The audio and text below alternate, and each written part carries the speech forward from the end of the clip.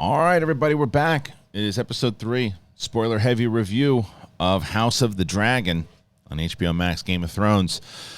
I always give the warning up top here if you're coming here because you want to see somebody who's so well-versed in the books and knows all the lore and things that are going to happen and the deep writings and all that, you've come to the wrong channel. I am a big fan of what I've been seeing so far, but I like going in not knowing nothing. I appreciate everybody who's read the books, but I'd say more than a casual viewer of the TV shows, but a casual viewer if you're going to include the books. So that being said, let's talk about what we're going to talk about.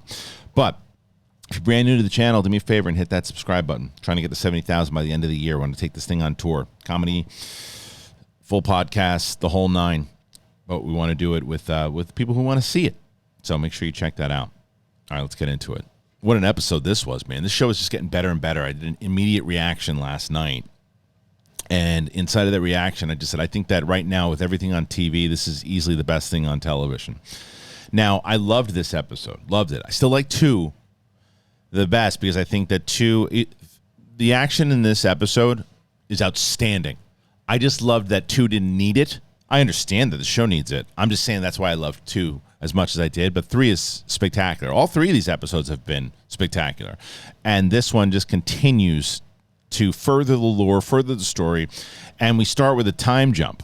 We start with a time jump right away, and we already see that the king's got his son. He's got his son now with Alicent, and the question is he going to make this kid the heir? They're going to do a big festival for the kid's name, and everybody's excited because they just assume it's just the king's first son, so this is the new king. He's got a little pet dragon. So they're pumped for this thing. They're pumped for it. Everybody's pumped for it, except, of course, Rhaenyra. The character work in this show is so spectacular because if you go back to episode 2 when Rhaenyra's having that conversation with the almost queen, the queen's pretty much like, you're going to get bitter too, man. And she's like, no, I'm not going to be like you. I'm not going to. And sure enough, she's starting to. It's 2 years later. And I like the time jump, by the way. I really like the time jump. I don't know where everybody else is with it, but I think that it reminds me of that HBO series Rome, where there's so much history with. Now, I thought Rome did it too much, but the little jumps I think is necessary. We don't need those 2 years.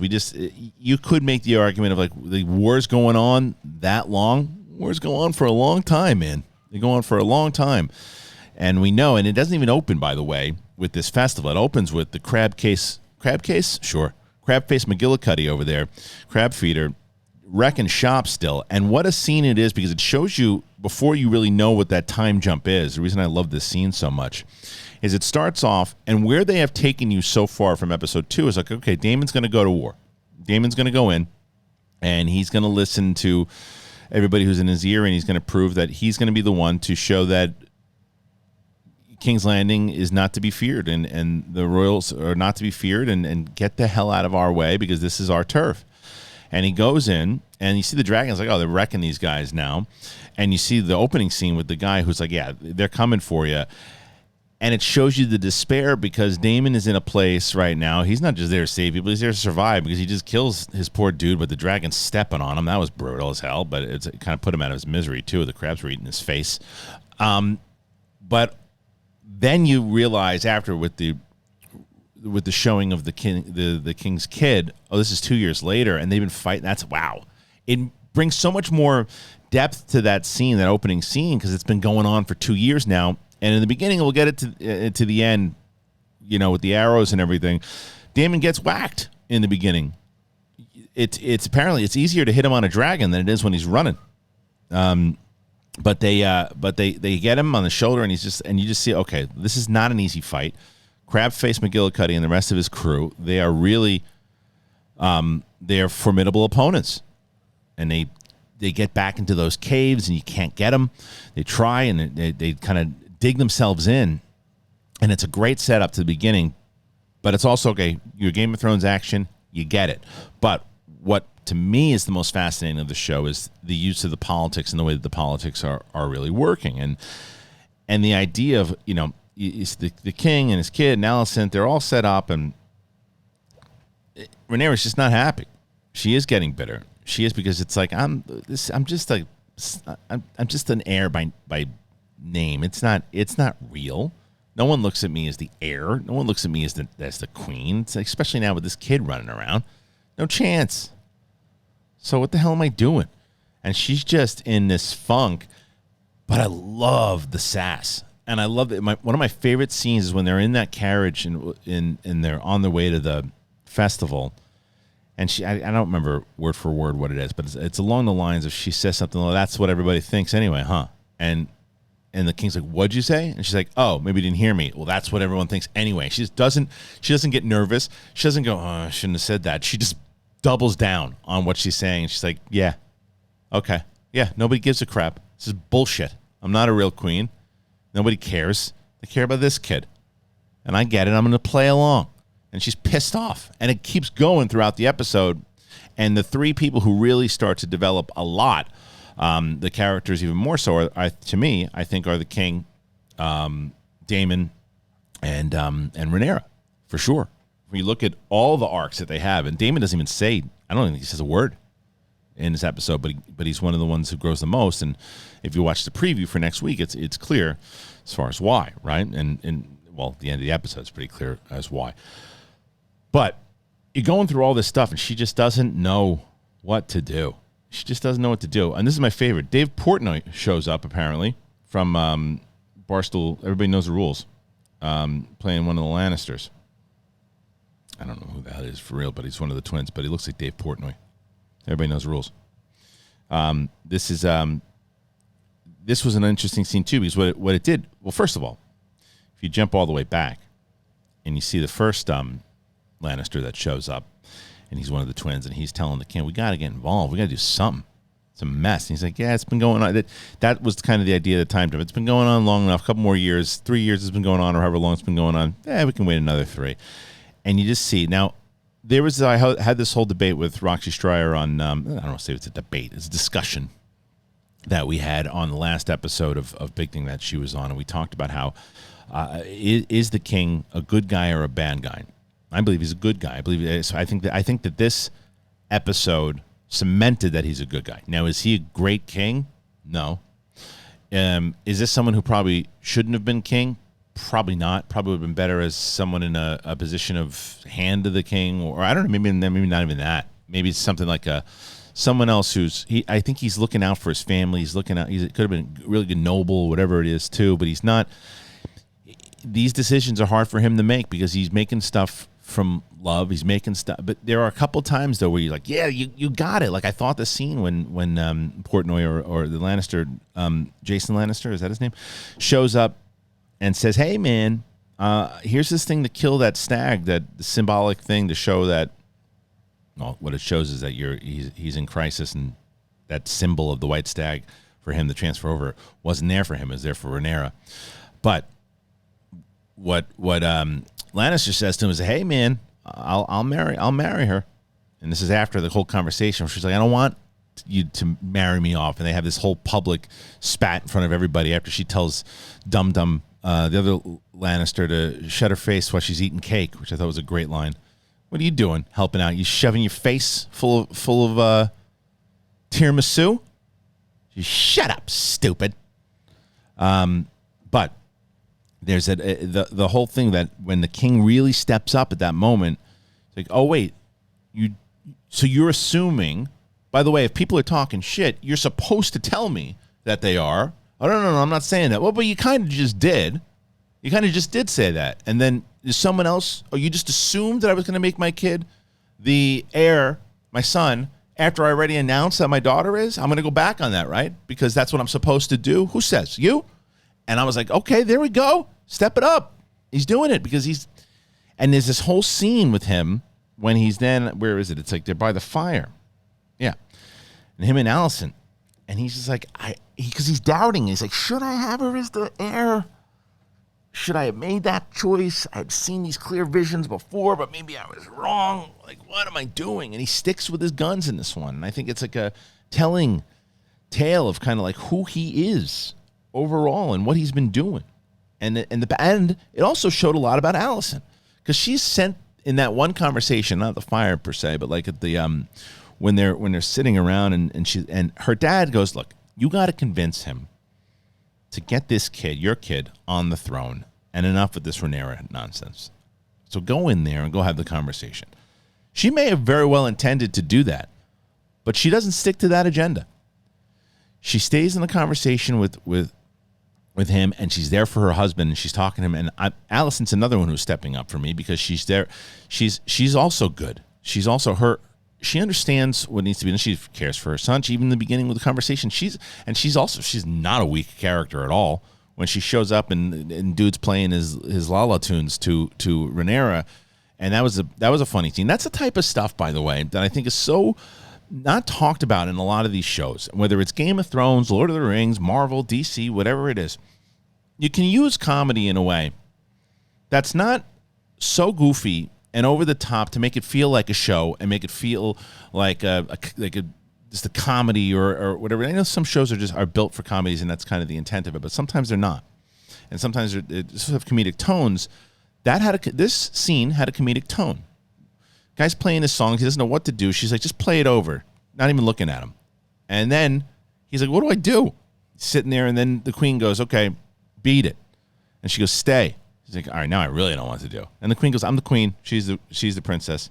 Beat it. He goes, all right, I'm out. Funny scene. And it worked. And it also showed Alicent going, no, we're friends, but I know my place now, and you got to know yours. And let's talk about this and get over it, which I also thought was great. And it also showed that she could have gone in and did what her dad asked her to do, but she didn't. And of course she wants her son as king. She says as much. But she wants to do it in the right way. And she wants her husband to feel that way. And I thought the writing in this show and the maneuvering through the characters is just really brilliant. And then it's ultimately about that whole conversation is, I got to help my brother. Even though it's I got to help my brother.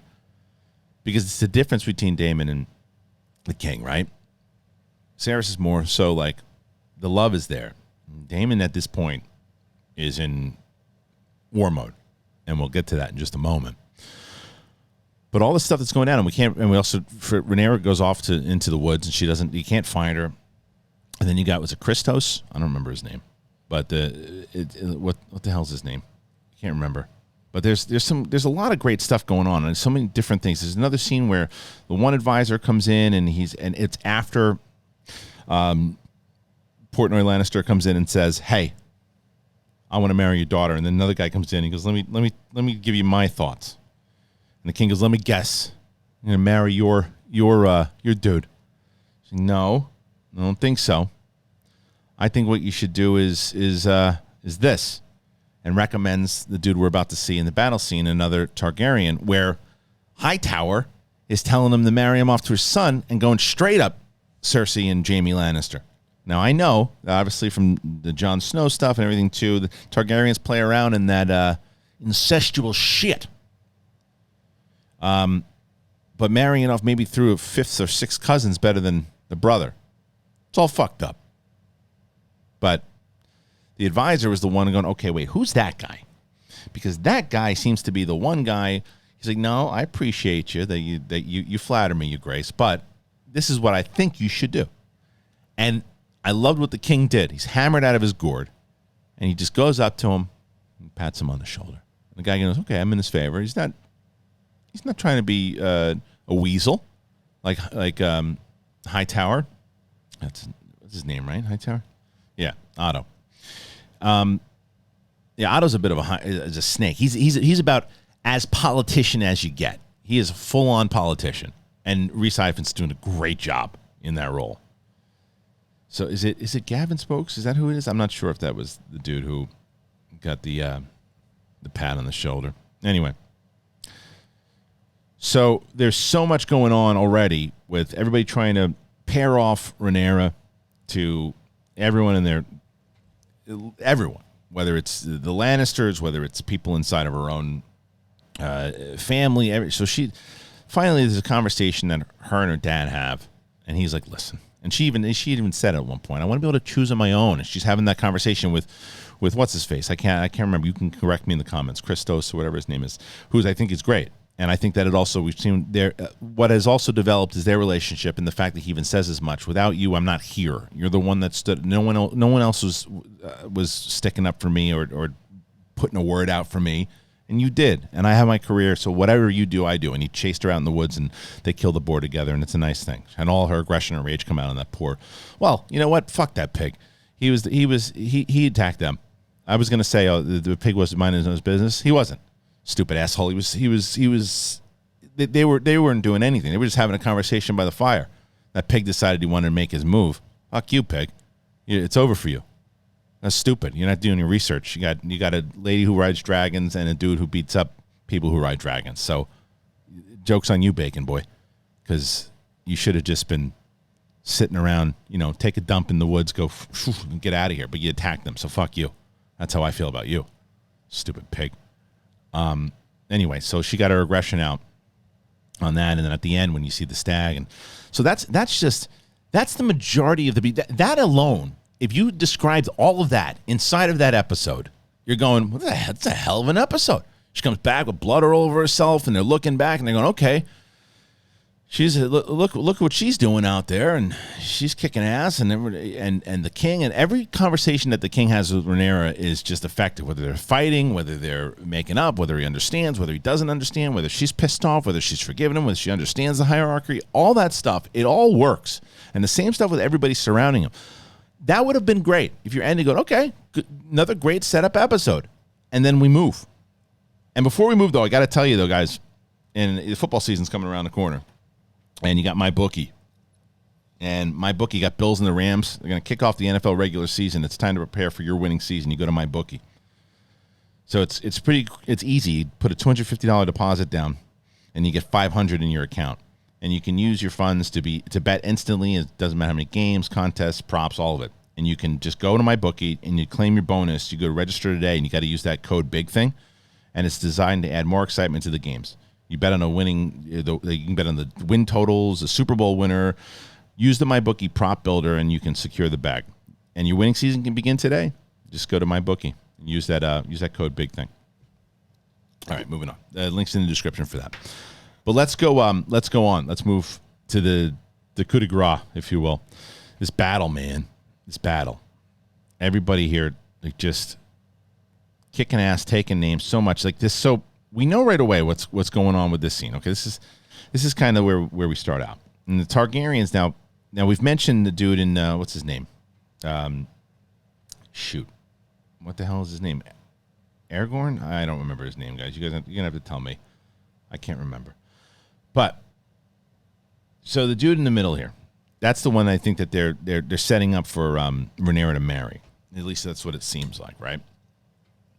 And you get everybody here, they're around the table, and it looks like not everyone's on board with Daemon at this point. And they come up with the idea, and they go, look, these freaking crab people are in the caves. We can't get them out. The only way is if some lunatic runs in, draws them out, and then we can attack. Like, who the hell is going to do that? Nobody's going to do that. We're screwed. It's over. And then there's that battle between, Targaryens, because they're fighting with each other. And you see, like, I think this is the shot. Yeah. These two start getting into it, and they're and he's like, look, the guy on the left's like, Daemon's a douche. He's not doing what, it ain't working. So look, you're my blood. Don't talk shit, man. This is if you're going to start going against the government, I'm part of it, and that's our leader.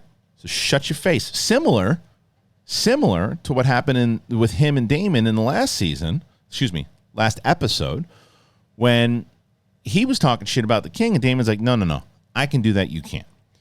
And that was similar to that scene. He's like, no, that's the leader. And then Daemon shows up, and he is just beat to shit. His face is all messed up. He's tired. He's exhausted. Like I said, doesn't say a word. And this is the most telling of all of this, is what's going to set him into action. And what sets him into action is after, like, okay, what are we going to do? And then the king's boys show up, and they go, Sire, the king's going to send you a bunch of people. This is over. We're good. We're just going to take this guy out. Don't worry. You're going to help any second. Sit back and chill. What does Daemon do? He beats the piss out of the guy and goes, yeah, all right. Eat this. Beats the shit out of him. And then goes down to the cave. And this is where some people are saying, okay, this is superhero shit.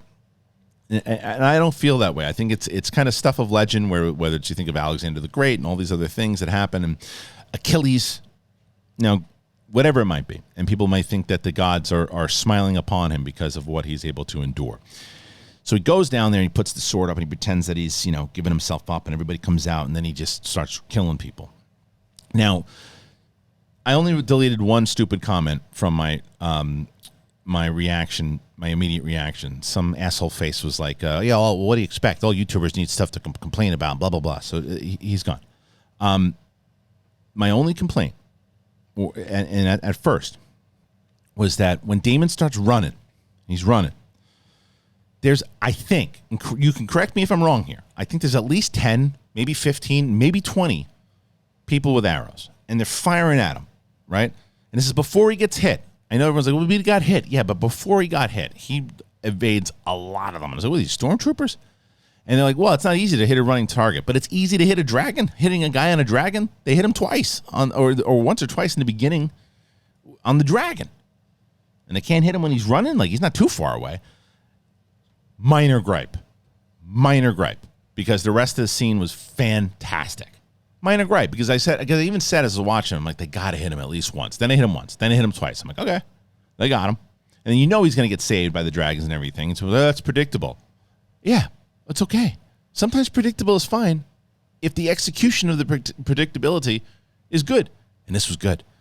Fry them all. That's what happens. Now, the only thing I would have liked to seen him fight Crabface McGillicuddy. I think that it was more about the symbolism of the fact that he slices him in half and he's just basically holding his hand. He's like, yeah, this is... Because he was ready to give up. I mean, not give up. That's not the right word, because he certainly didn't give up. He was ready to die. And he's out there and he's like, okay, I'm going to do it.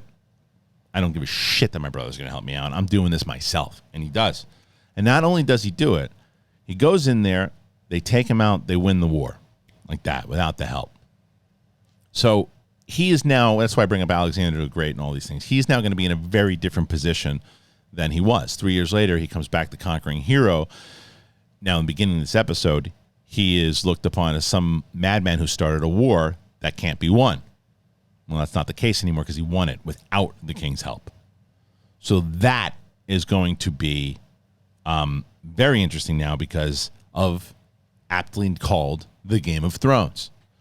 You're going to have him, Rhaenyra, the little kid, the king himself. They're all battling for it inside of the whole family. It's fascinating. It's fascinating, and I look forward to this show every week now.